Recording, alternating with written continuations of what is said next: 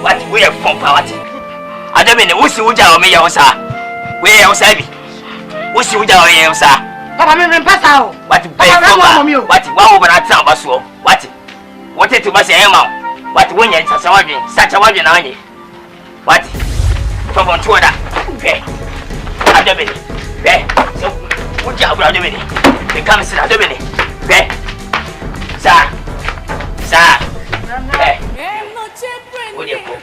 Oh, sit down. Me face, I have you. What do you want to say if you have you?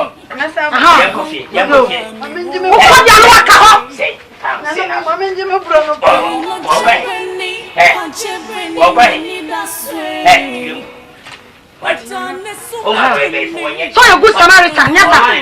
So you good Samaritan. And you know what if you have your new one? Kopabongo na tram, kopabongo na tram. What's the fee? I don't know what's the fee. What's the fee? I don't know. Miss Fia. What's the fee? William Dow, I don't know. You don't want to. And I will put me on the toast with the air. Me no young of this. What's it? Alright. Let me tell you about me who got me. Alright. Anyway.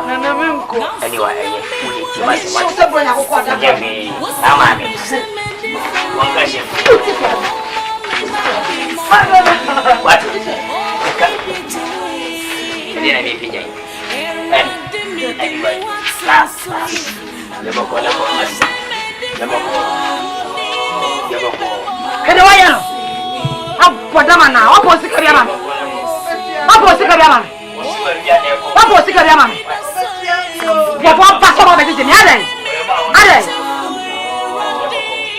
why you need so sad? I'm going to go to that boot. What's your son?